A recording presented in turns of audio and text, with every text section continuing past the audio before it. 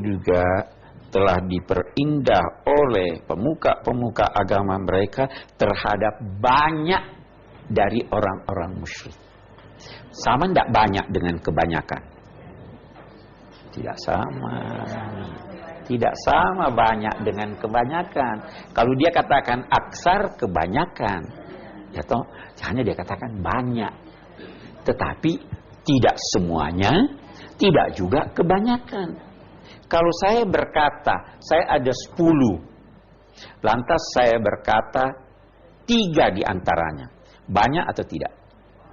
Sudah banyak 3. Lebih dari 2 itu sudah banyak, ya toh? Tapi kalau 6, saya katakan kebanyakan. Ayat ini berkata banyak. Memang tidak semua mengubur anaknya hidup-hidup. Tidak semua mengubur, hanya sebagian. Ada cerita dalam masyarakat ini, saya ingin luruskan juga. Katanya Sayyidina Umar pernah kubur anaknya. Itu bohong. Kakaknya yang lahir sebelum diutus Nabi Muhammad, kakaknya itu, anak perempuan itu katanya adiknya Sayyidatina Hafsah. Hafsah kan hidup jadi istri Nabi. Kenapa adiknya dia kubur, kakaknya tidak dikubur? Enggak benar. Dan suku Sayyidina Umar itu tidak menanam hidup-hidup anaknya. Tapi orang mau, oh ini hebat ini. Enggak, Sayyidina Umar tidak ada yang menanam. Oke, menanam hidup-hidup anak perempuan. Kenapa dia tanam hidup-hidup anak perempuan? Ada alasannya. Dia takut diperkosa. Perang diperkosa. Dia takut hidup melarat. Kenapa hidup melarat? Anak perempuan tidak bisa cari duit. Kasihan. Jadi daripada malu, dibunuh. Sekarang bandingkan itu dengan orang yang melakukan aborsi sekarang.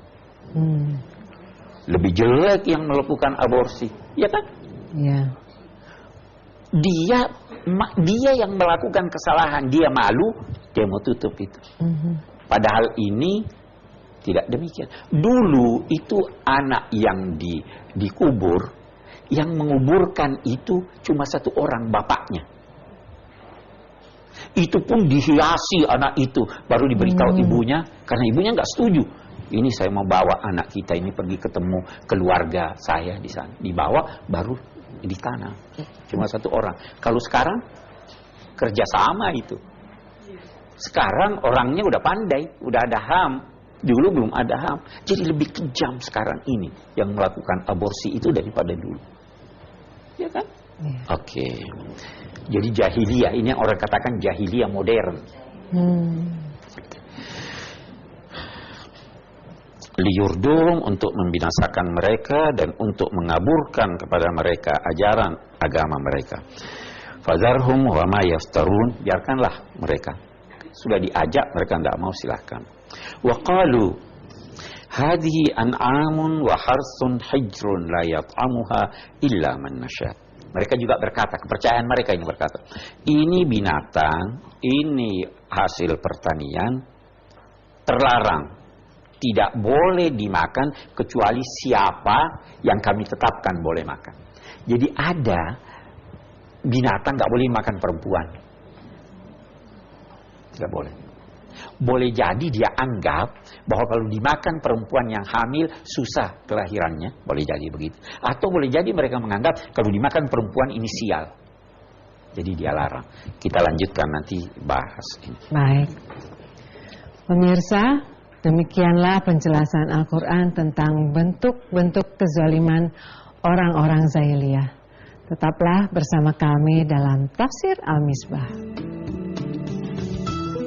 Anak lelaki yang kamu harapkan tidak sama dengan anak perempuan.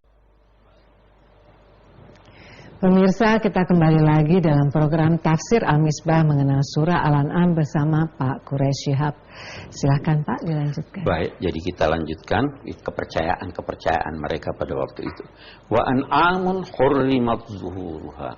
Ada juga binatang ternak yang mereka berkata ini tidak boleh dikendarai. Wa an'amun la yadhkuruna ismallahi 'alaiha iftira'an 'alaihi. Ada lagi binatang ternak yang mereka katakan Kalau disembelih tidak boleh pakai nama Tuhan, nama berhala. Atau dia katakan bahwa binatang ini hanya digunakan untuk pergi haji. Padahal haji mereka itu tidak sejalan dengan haji yang diajarkan oleh Al-Quran. Sayajzihim bima kanu yaftarun. Mereka semua itu mengada-ngadakan hal tersebut dan mengatasnamakan bahwa itu kehendak Tuhan dan perintah Tuhan. Maka di sini Allah akan memberi mereka balasan disebabkan karena mereka telah berdusta memperatasnamakan Allah. Wa qalu, mereka juga berkata, ma fi butuni hadhil an'am khalisatan lidzukurina wa muharramun ala azwajina. Mereka berkata, apa yang berada dalam perut binatang-binatang ini, ada binatang-binatang tertentu, itu hanya khusus buat lelaki. Haram, tidak boleh dicicipi, dimakan oleh pasangan kami yang perempuan, istri kami tidak boleh. Nah, apa itu yang dalam perutnya? Macam-macam. Bisa jadi susunya. Susu, ibu-ibu tidak boleh minum katanya. Susu kan ada dalam perut susu.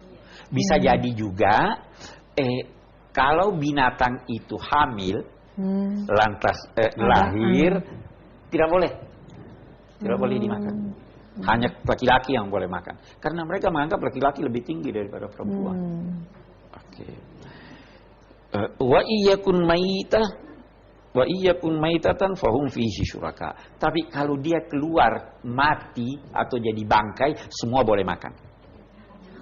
Nah, coba lihat. Sayadzihim wasfum innahu hakimun alim. Allah akan memberi balasan kepada mereka menyangkut apa yang mereka uraikan itu. Sungguhnya Allah Maha Bijaksana lagi Maha Mengetahui. Baru dia katakan, qad khasiral ladzina qatalu auladahum safhan bighairi ilmin. Sungguh merugilah orang-orang yang membunuh anak-anak mereka karena kepicikan mereka dan tanpa pengetahuan mereka. Rugi itu. Ruginya di dunia. Tidak ada tenaga kerja bisa kita katakan. Sekarang ini ibu-ibu, saya merasa begitu. Anak perempuan itu terkadang lebih berkhidmat kepada orang tuanya dari anak lelaki. Betul enggak? Ini ibu-ibu pasti bilang betul. Ya, terkadang. Mereka rugi di dunia. Mereka rugi di akhirat. Di akhirat jelas ruginya. Di dunia juga rugi. Dia kehilangan anak-anak perempuan itu. Dan itu mereka lakukan dengan menyatakan bahwa Allah memerintahkan hal tersebut. Ingatkan dianggap agamanya begitu. Qad dallu wa ma kanu muhtadin. Sesungguhnya mereka itu benar-benar telah tersesat dan tidak sedikit pun mereka itu berada di dalam petunjuk. Nah, kita lihat bahwa ada kepercayaan orang-orang musyrik yang boleh jadi mereka melarang itu karena menganggap itu sial. Mereka anggap kalau perempuan itu bawa sial.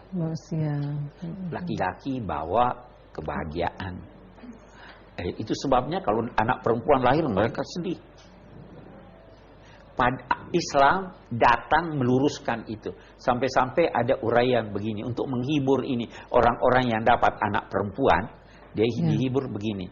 Kalau kamu melahirkan anak lelaki, Allah berfirman, hai anak lelaki, lahirlah bantu bapakmu. Oke? Kalau dia melahirkan anak perempuan, Allah berfirman, hai anak perempuan, lahirlah aku yang bantu bapakmu. Nah, yang mana lebih bagus? Walaysa dzakaru kal unsa. Anak lelaki yang kamu harapkan tidak sama dengan anak perempuan yang dianugerahkan Allah kepada kamu. Ya, tidak sama. Itu semua supaya pandangan bahwa laki-laki lebih hebat dari perempuan. Gitu. Yeah. Tidak ada, memang beda laki-laki dengan perempuan. Harus diakui. Yeah. Laki-laki jangan jadi perempuan, perempuan jangan jadi laki-laki. Yeah. Tetapi kelemahannya perempuan bukan sesuatu yang buruk buat perempuan. Kekuatannya lelaki bukan sesuatu keistimewaan bagi lelaki. Saya membutuhkan pacul yang kuat supaya dan tanah yang lebih lembut dari pacul supaya bisa ada tanaman. Gitu. Saya membutuhkan jarum yang kuat supaya bisa menembus kain supaya terjadi. Kerjasama itu perlu ada, tidak perlu. Nah ini mereka menganggap itu perempuan nasruha buka wabirruha sariqah. Perempuan itu katanya kalau dia mau membantu ayahnya dia nangis. Kalau mau membantu cuma nangis.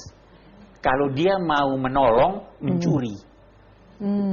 Dia curi harta suaminya baru dia beri kepada. Enggak benar itu dong. Iya. Itu. Ini yang mau diluruskan oleh Al-Quran. Dan ini yang dianggap itu kepicikan mereka. Itu jahiliyah mereka. Jadi orang yang masih berpandangan seperti itu atau yang mirip dengan itu juga hidup dalam kebodohan, dalam kepicikan. Orang harus punya wawasan yang luas. Itu yang diinginkan oleh Al-Quran ini.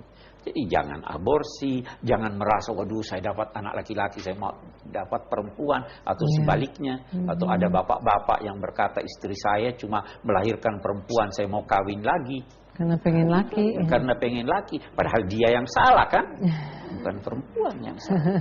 Ini banyak hal yang diluruskan oleh Al-Quran supaya terjadi keseimbangan dalam hidup ini, supaya terjadi kerjasama, supaya terjadi hal-hal yang membawa kebahagiaan untuk semua orang. Saya kira itu. Ya, baik. Pemirsa, demikianlah penjelasan Al-Quran. Untuk itu, tetaplah bersama kami dalam Tafsir Al-Misbah. Saya tidak sependapat dengan orang-orang yang berkata Nabi Muhammad diutus di Mekah karena kezaliman